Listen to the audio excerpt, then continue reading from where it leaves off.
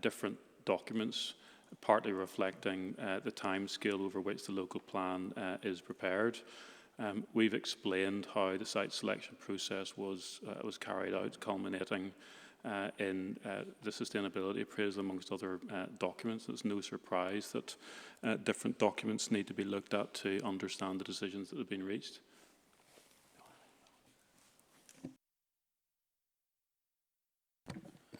Thank you. Ms. Fern, and then I'll come to Mr. Good. Thank you. We would just like to put a couple of points across about 4.12, if that's okay. But it's probably best if my colleague picks this up, if that's okay, because she's been dealing with the Greenbelt issues. Okay.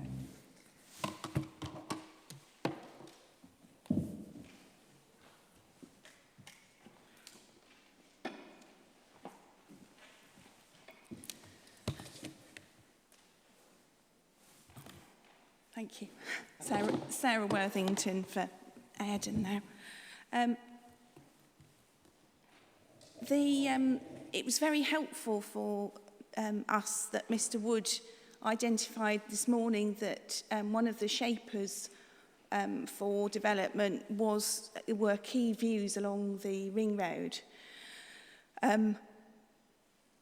That's a key part of the Greenbelt he mentioned, and we obviously know how important the Greenbelt is to York, given the past history of York's local plans and the fact that we are here trying to actually set the boundaries for the Greenbelt for the first time ever.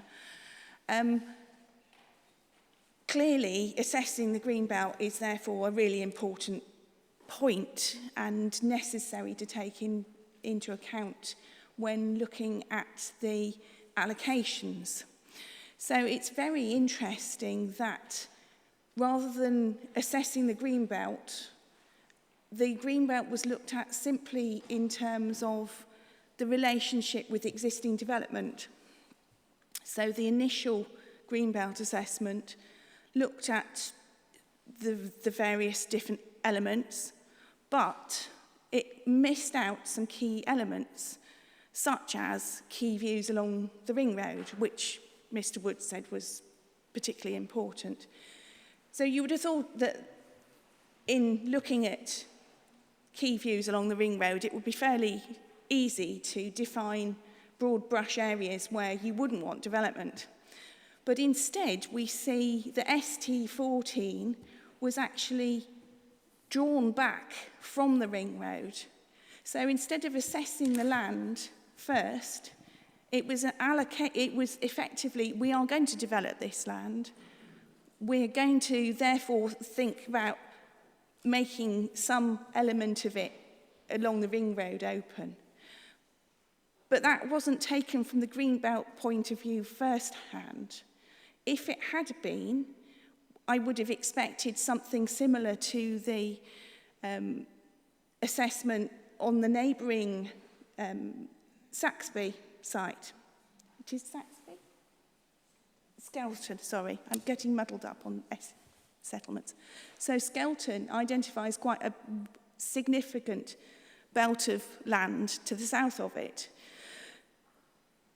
And yet there's quite a considerable development on the corner of the ring road and that actually it hides that area of land from the ring road in any case. In addition, Skelton is set the southern edge is quite low down, so you can't see it easily because it's low level development just because of the age of the properties and the roof heights. On top of that, there's a big distance. That was required there.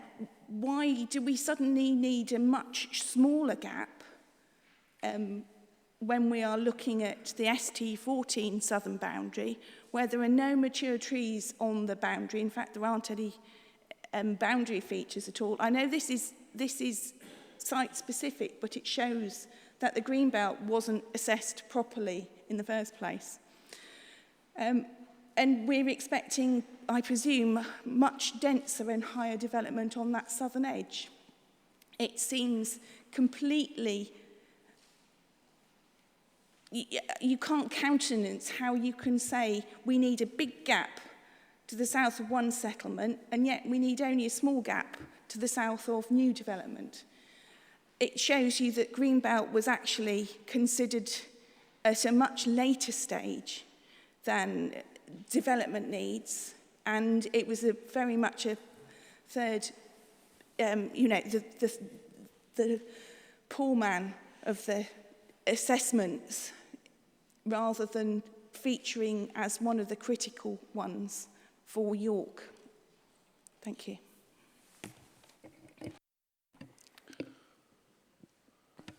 Thank you. Mr. Linus, you... Can I do that very briefly? Mr. Wood may have something to add. I think really this is more a boundary-specific matter, but just to confirm in general terms that under the latest Greenbelt topic paper, part of the evidence base that was taken into account as part of the boundary setting was views analysis. So in the Annex 1 reference to the evidence base, sections 13A and 13B include analysis of long-distance views and citywide views as part of the central historic core views analysis. And the methodology identifies where that views analysis was taken into account by way of context when applying the methodology, including under the different criteria that were used to assess against Purpose 4 on pages 72 through to 75 of the Topic Paper 1 addendum. Beyond that, the application of that methodology in specific sections of the boundaries is something for a later stage, we would say. I think Richard Wood for the Council, I will be going into the fact that there are then site visits, detailed desktop work that was undertaken following the detailed assessment questions, but I will be taking us into the Greenbelt methodology to go any further. Thank you.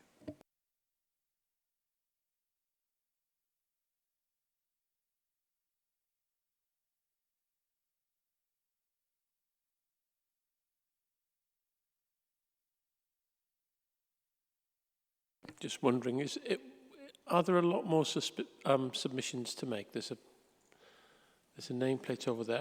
I'm just wondering, and Mr. Good, I'm just wondering whether it would be an appropriate time for a break, or whether the feeling is that we could do this to completion by, let's say, past.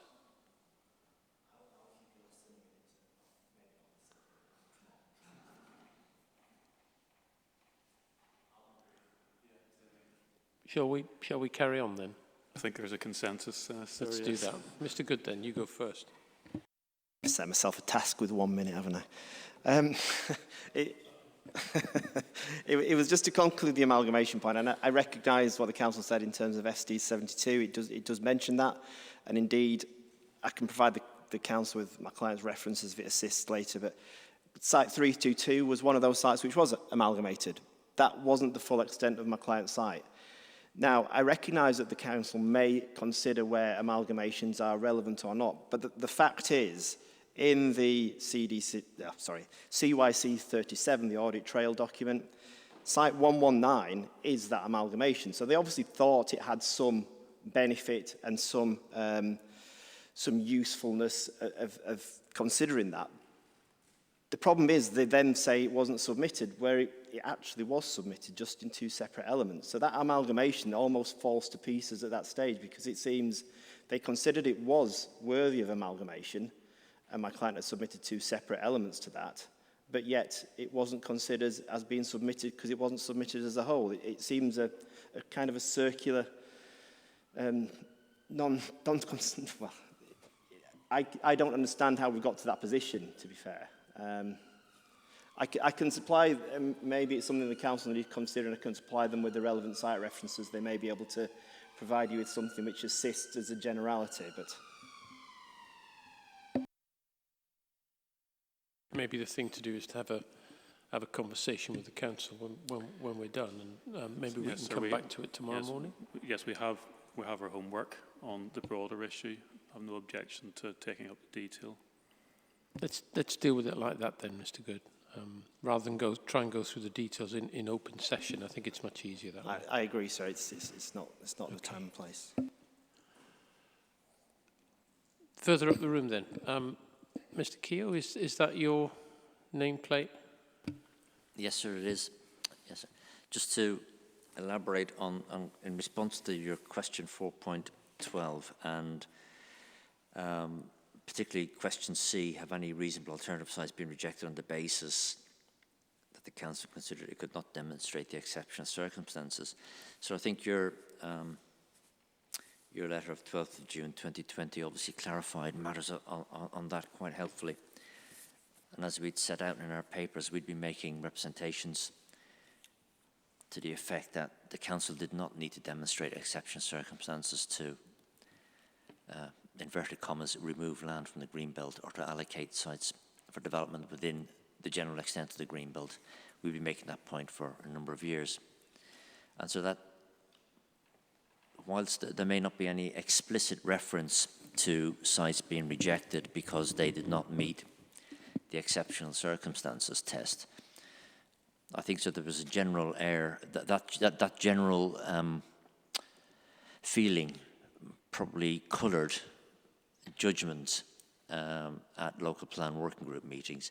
And again, in particular, the very important meeting on the 23rd of January 2018, where officers were strongly recommending that the members identify additional sites for development, and particularly for housing development and also for employment development, in order to make the plan more sound and more robust for examination, because they felt that the housing requirement being put forward at that stage of the process did not provide the flexibility in terms of housing numbers to meet the test of soundness. And it's very clearly set out in that report, sir. So that's, I spoke at that meeting, as did other people around the table here. And there were a number of suggestions put forward in that committee, in that local plan working group report, including enlarging existing allocations and identifying new land, including the site that we're representing, which was site reference 964. The Goldtrees Village site.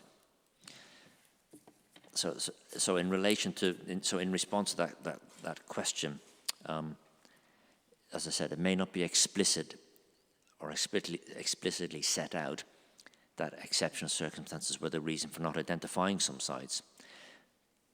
But I think that the context in which judgments were made certainly had that in mind, bearing in mind, of course, that was 2 years before your very helpful letter of the 12th of June.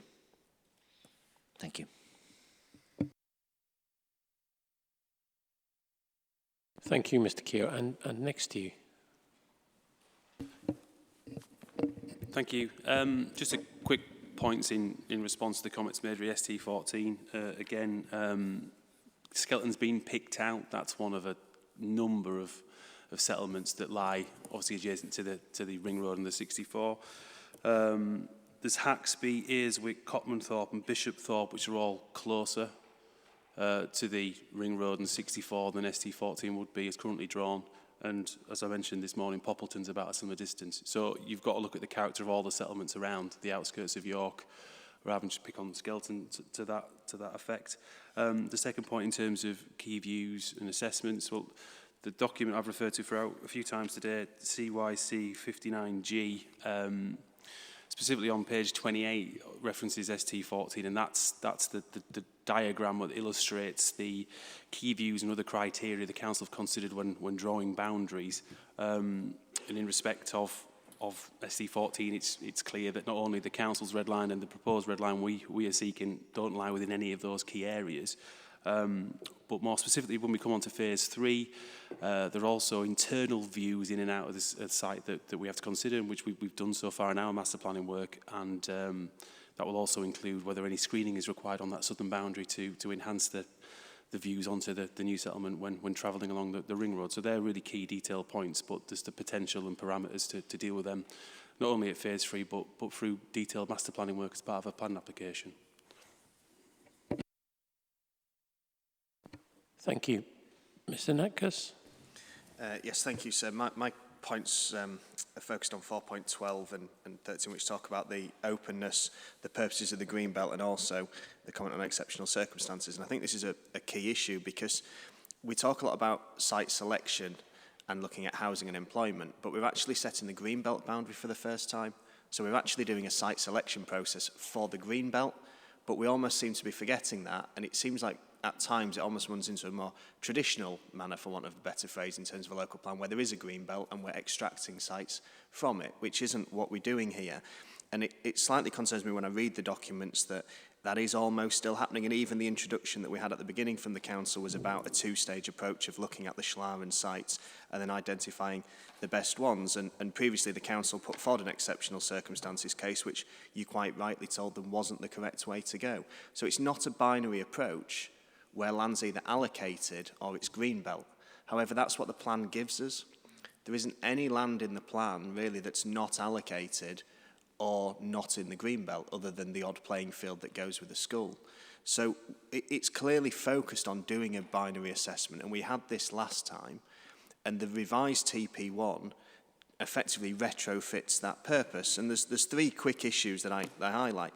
Firstly, anecdotally, I just think it'd be highly unlikely that the existing boundary around the settlement of York and the settlements just perfectly fits with land that doesn't have an impact on the purposes of the green belt, but every other bit around it absolutely does. I think we heard earlier that there's a brownfield site that the NHS own that's been put within the green belt, which I don't know the details of it, but it just doesn't feel right that it'd be bang on without any assessment. But when you look at the site boundaries, which we'll come on to at the green belt session, that's effectively what happens. Secondly, previous sites put forward have automatically just been put back into the green belt. Again, that binary approach, not looking at, well, should they just stay out of the green belt but not be allocated? And then the third point, Mr. Johnson mentioned on his site with regard to gaps in between settlements. And again, we have that with ST7 at Metcalfe Lane, Osbaldwick. And what we shouldn't do is use the green belt to deal with development management issues. So if there needs to be a gap between a built-up area, absolutely fine. You can put a gap in there, it can be a policy requirement, but you don't put the land in the green belt if it doesn't play any purpose for the green belt.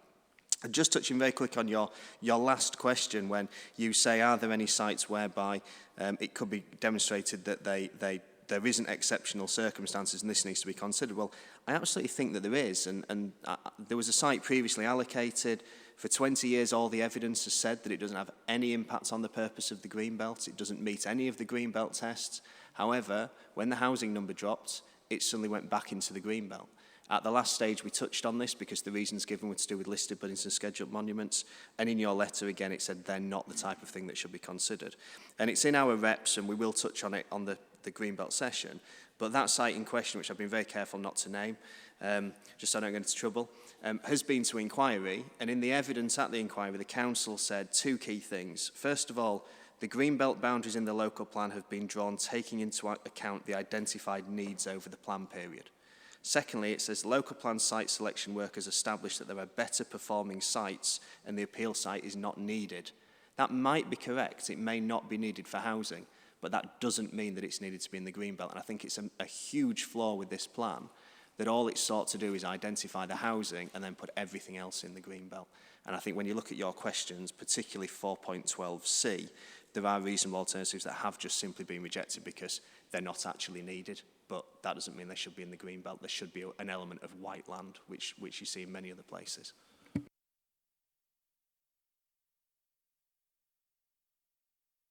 Thank you. I think there's one more. Go on. Thank you. I have to be careful. I think a lot of what I was going to say, Mr. Natkus has actually just said it, but I think it's still important to emphasise. So when you look at your question 4.12, you asked the question about the consideration of openness of sites in the Greenbelt and openness.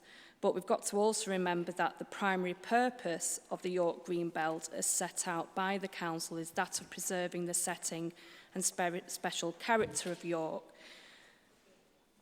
This is the first time the council is going to secure the Greenbelt boundary. And in doing that, we need to know exactly what it is so we can finalise many of the other details of the plan.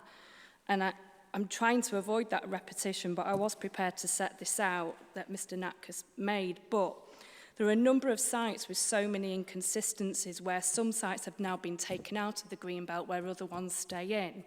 Some of them, I'm not sure, is it because of the impact on openness or is it relating to historic character? So, for example, I mentioned before, you've got the Shipton Road corridor and a site has been taken out of the Greenbelt at number 27, but all the other buildings further along stretching north haven't been taken out of the Greenbelt, but they're all brownfield areas and they're sustainable. You then move about 50 to 100 metres further north and the whole of the Clifton Park Hospital site has been taken out of the Greenbelt. So they're all in an area with very similar character. You can then jump to another part of the city, and this isn't one of my sites that I'm promoting, but it's just to give you an example and for perspective.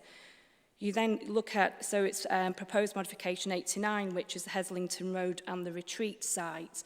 Now, that site was once all in the Green Belt, as per the old version pre-2021, but some of that has been taken out of the Green Belt now, but it also sits in a conservation area and is a Grade 1 listed building. So that has been taken out of the Green Belt, but it still has lots of other sensitive matters that go with it. So it just feels like there's so many inconsistencies and it's just a bit all over the place. We need to get those areas that can be white land, they don't need to be allocated, but it makes it simpler because they don't need to be classed as Green Belt because they don't meet those tests. And the other point being, why would the local authority make it difficult in terms of having more land in the Green Belt than out, and which means even more development management policies have to be then applied if those sites are to come forward potentially as windfall sites that are previous developed land currently in the Green Belt, and they just don't need to be. So it's just re-emphasising that point in terms of methodology, and we still believe some of that needs reviewing. I think I've largely covered the points I wanted to make. Yeah, I think that's me done for question 12. Thank you. Thank you. Mr. Linus. A few very short points from me, and then I'll hand over to Mr. Wood. As far as Mr. Keogh's points are concerned, I mean, the Council has been quite explicit that reasonable alternatives were not rejected on the basis that the Council considered it couldn't demonstrate exceptional circumstances test, and I think, as he fairly recognised, there's no explicit reference to suggest the contrary in any of the documentation that's before the examination. In any event, for the reasons we'll come on to at other sessions, I'm sure, we've revisited the Greenbelt boundaries according to a revised methodology following the Inspector's comments, and it hasn't produced anything to do with the boundary assessment, which might suggest a different approach should be taken to sites which are obviously bound up in the wider boundary assessment process. As for Mr. Nax's points, again, we don't accept that what the Council has been doing is taking some sort of binary approach that's been suggested. We said when one looks at the Greenbelt methodology paper, it's quite clear that what we've sought to do is to identify boundaries applying the Greenbelt purposes in a particular and justified way.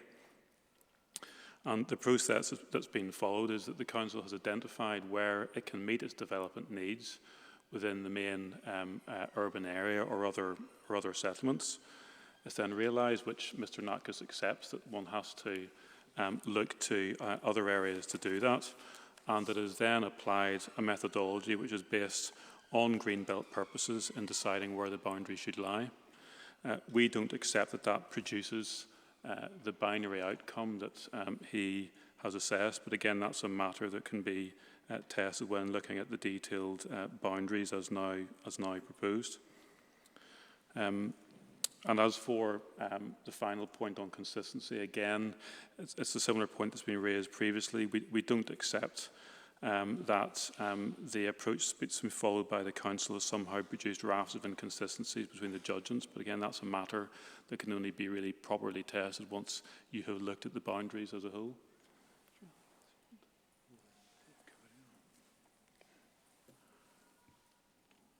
Thank you, sir. Carry on. I think Mr. Lance I don't think it's left me much room to cover there on those matters. I think we've covered everything. I think the only thing I would reinforce is that, which we will cover on Wednesday, is that in terms of looking at the TP1 addendum and the Green Belt methodology, this routing of the methodology and more explicit linking to Green Belt purposes has been a key driver in that approach, that when you're then considering issues such as should there be white land or not in terms of the vicinity of the boundaries, our approach is ensure that land has been assessed against the purposes of Green Belt. So if it is included, it's because it's been assessed as serving one of those purposes. Thank you.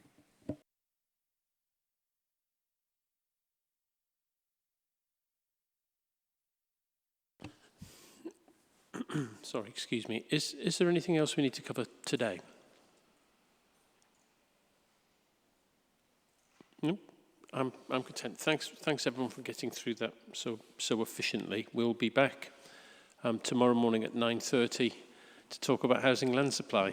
So hope you can cope with the excitement. I probably shouldn't say that, but yes, it'll be a longer day tomorrow, I think. Until then, thanks everyone. It's most helpful.